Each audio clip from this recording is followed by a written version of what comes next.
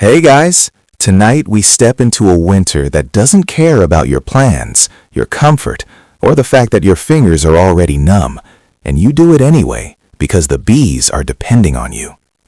You're standing at the edge of a medieval village as late autumn slides quietly into winter, the fields stiff with frost, the air sharp enough to wake you better than coffee ever could.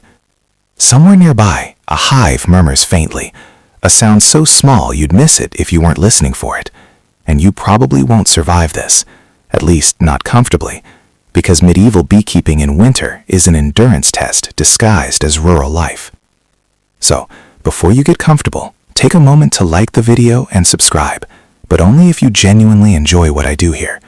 And while you're settling in, drop a comment with where you're listening from and what time it is for you right now.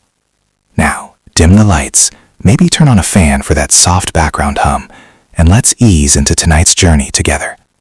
You're not thinking about honey right now, not really. Winter isn't for harvesting, it's for holding on. Mainstream historians agree that medieval beekeepers understood something critical. Winter was the most dangerous season for a hive, not because of predators, but because of silence, cold, and hunger. As the days shorten, you notice how the bees change. They stop flying out, they pull inward, clustering tightly around their queen, turning their bodies into living insulation. You don't fully understand the science, no one does yet, but you know what survival looks like when you see it. You walk between hives made of hollowed logs or woven skeps, their straw walls patched and thickened with mud and dung. Yes, dung, cow or horse, smeared carefully to block drafts. It smells earthy, not unpleasant, and it dries into a surprisingly solid seal. There's a fringe belief, whispered more than taught, that the smell itself discourages evil spirits or sickness. Historians still argue whether these practices were based on observation, superstition, or sheer desperation, but you don't argue with results when lives, tiny, buzzing lives, are at stake. Your job now is preparation. You tilt a hive gently, judging its weight by feel alone. Too light means danger. Bees that enter winter without enough honey won't make it, no matter how mild the season. You've already taken less honey than you could have, resisting the temptation to maximize profit. That restraint is another quiet lesson passed down without books. Take too much, and winter will take everything back. Somewhere in the back of your mind, a modern voice complains about inefficiency, and you politely ignore it. The world feels muted. Snow hasn't fallen yet, but the ground is hard, the sky low and pale. Inside the hive, though, there's motion, slow, deliberate, communal. You press an ear to the wood, listening. A healthy hive hums softly, like breath through a blanket. Too quiet, and your stomach tightens. Too loud, frantic, and you worry they're burning through stores too fast. There's no fixing that now. Winter has rules, and you're already inside them.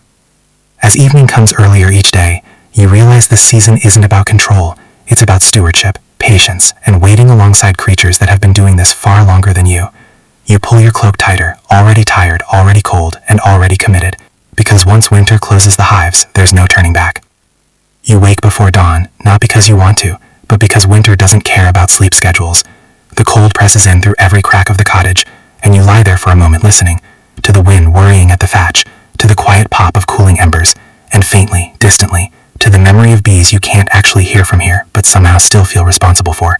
This is the season when doing nothing is sometimes the most important work you can do, even though it feels deeply wrong to your modern brain that wants checklists and progress bars. By now, the hives are sealed for the long haul. Mainstream historians note that medieval beekeepers interfered as little as possible once winter truly set in, because opening a hive could release precious heat and doom the colony. You resist the urge to check, you resist the urge to help. Instead, you walk the perimeter, boots crunching softly over frost, scanning for overturned steps, knotted edges, or signs that a fox or badger has been investigating. Predators don't hibernate on principle, they just get hungrier. You pack snow gently around the base of the hives, not burying them, just tucking them in. Snow counterintuitively acts as insulation, trapping warmer air close to the hive walls. This is one of those facts that sounds fake until you've lived long enough without central heating. There's a fringe belief that certain beekeepers whispered prayers or charms while doing this, asking the bees to sleep kindly. Historians still argue whether these rituals had psychological value for the beekeeper more than any real effect on the hive, but your hands move more carefully when your mouth is busy with hope. Inside the village, winter life contracts, tasks slow. People mend tools, patch clothes, and tell the same stories again because there aren't many new ones happening. Bees, you know, are doing something similar.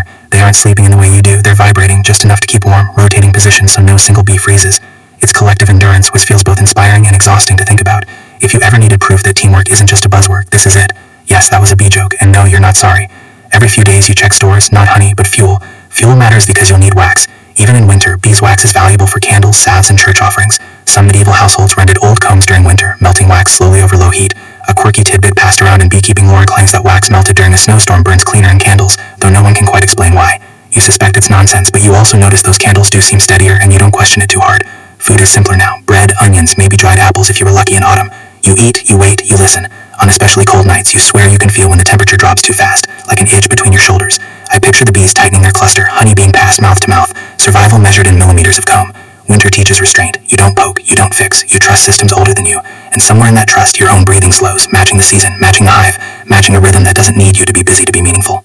As winter settles deeper, days lose their edges. You stop counting them properly and start measuring time by smaller, quieter things. The thickness of ice on the water bucket, the way smoke hangs lower in the air, how long it takes light to reach the far wall after sunrise. This is the stretch of winter that feels endless, the part modern calendars politely rush past. For you, it's the core of the season, and the bees are still there, still working at the slowest possible pace. Mainstream historians agree that medieval beekeepers rarely harvested honey in winter, relying instead on what had been carefully left behind. Taking too much in autumn could doom a hive, and experienced keepers learned restraint the hard way. You think of this whenever hunger makes you consider opening stores too quickly. Bees and people share that same fragile balance. Use just enough, save just enough, and hope you judged it right. If medieval life had a motivational booster, it would just say, "Don't be greedy," and be nailed crookedly to a barn door. There's maintenance to do even now, but it's indirect.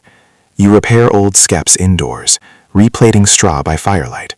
The smell is dry and comforting, a little grassy, a little smoky. This is work done for a future you can't yet feel.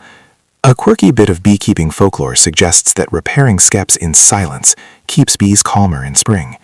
Historians still argue whether this belief reflects any real behavioral outcome or simply reinforces the quiet, patient mindset winter demands, but you find yourself enjoying the hash anyway. Even your thoughts seem to walk more softly. On certain days when the sun is bright but weak, you listen near the hives. Not with your ears pressed to straw, that would be ridiculous, but standing still long enough to sense vibration. Most days there's nothing, and that nothing is the goal. Bees that are too active burn through stores too fast. Bees that are too still, well, you don't linger on that thought. You've learned that winter rewards attentiveness without obsession, which is a maddening lesson if you like control. This is not a season for micromanagers. Inside, beeswax work continues. Candles are poured slowly, layer by layer, because rushing causes cracks. These candles will light winter prayers, late suppers, and the long hours before dawn. Fringe accounts claim that some beekeepers believed bees could sense when their wax was being burned and felt honored by it. Historians still argue whether this idea stems from spiritual symbolism or simple gratitude projected onto insects, but the care you take feels appropriate regardless. You don't rush sacred things, even small ones. Social life shrinks but deepens. Neighbors visit less often, yet when they do, they stay longer. Talk drifts toward weather signs, survival tricks, and memories of winters worse than this one. You notice how often bees come up in conversation, even among people who don't keep them. Honey touches everyone's life, medicine, food, trade, so the fate of the hives feels communal. When one beekeeper loses a colony, it's discussed in lowered voices, like a shared failure of the season. At night, the cold tightens. You add wood to the fire, wrap yourself in wool, and think again about the hive cluster. Thousands of tiny bodies doing the math of survival together. No leader, no instructions, just instinct refined by centuries. Winter strips life down to essentials: warmth, stillness, patience. And as you drift towards sleep, you realize that you too are learning how to endure by staying exactly where you are. Winter begins to loosen its grip in subtle ways before anyone dares to say it out loud. You notice it in the quality of the cold. It still bites, but it no longer feels personal. The light lingers a few heartbeats longer in the afternoon, and when you step outside, the ground smells faintly damp instead of frozen solid. For the bees, this is the most dangerous part of the season, and for you, it's the moment vigilance quietly returns. Mainstream historians note that late winter and early spring losses were common in medieval beekeeping, even after a colony had seemingly survived the worst cold. The problem wasn't frost, it was hunger. As bees begin to stir, their energy needs spike, and stores that once seemed ample can vanish quickly. You resist the urge to check the hive too often. Opening it now could collapse the fragile warmth inside. Patience, once again, is not optional. This is the season that punishes impatience with brutal efficiency. There are signs you watch for instead. On milder days, you look for faint marks in the snow, tiny dark specks near the hive entrance, evidence of cleansing flights. It's an unglamorous detail, but it's one of the most hopeful sights of the season. A quirky bit of medieval lore claims that the first cleansing flight determines the hive's temperament for the year.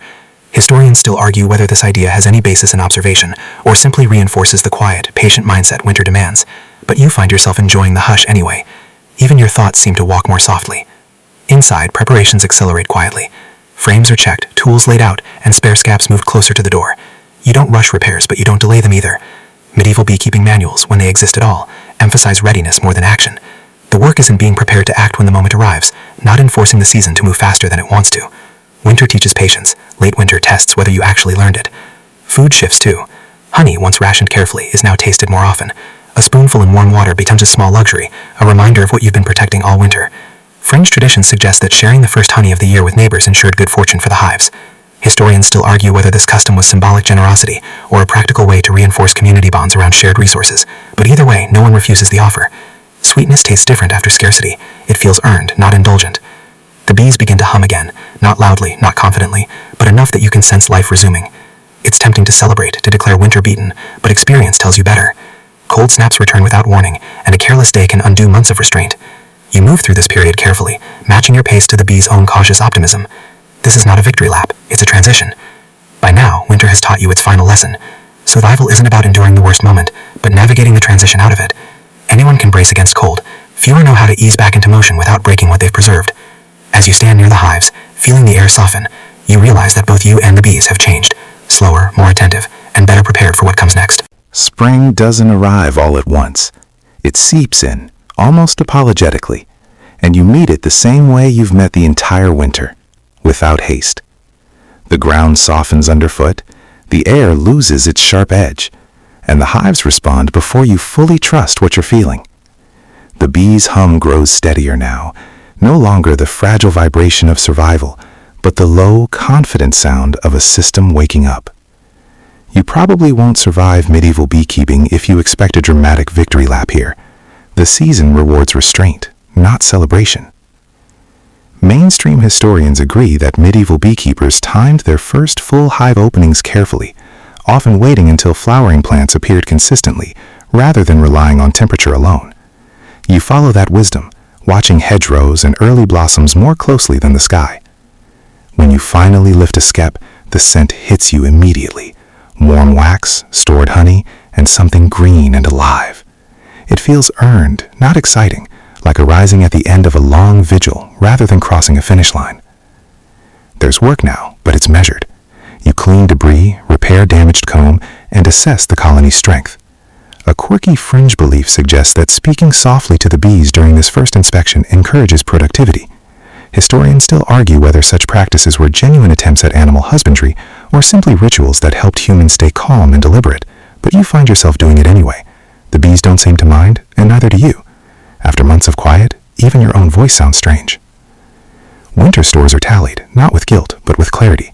What remains becomes the foundation for the coming year. Some honey is taken, carefully, sparingly, while leaving enough for the colony to rebuild without stress. Medieval records suggest that overharvesting after winter was a common mistake among inexperienced keepers, one that could doom a hive just weeks after survival seemed assured. You avoid that error, even when the temptation is strong, because winter already taught you the cost of impatience. As days lengthen, tasks shift outward. You repair fences, clear brush, and plan where new skeps might sit when swarming season begins. The bees' world expands, and so does yours. Winter taught you to wait. Spring teaches you to respond. The balance between action and restraint remains, just expressed differently. You move more now, but you don't rush. You act, but you listen first. By now, you understand something medieval beekeepers learned the hard way. Winter is not a separate chapter of the year, but the force that shapes all the others. The patience, attention, and humility you practiced in the cold become the foundation for abundance. The bees didn't just survive, they trained you. Wind down. Now, let everything slow again, but this time without tension. The hives are steady, the air is mild, and the work ahead feels possible rather than urgent. You stand quietly, listening to the bees move through their renewed routines, and notice how your own breathing has changed since winter began. It's deeper now, less guarded, no longer braced against cold or uncertainty.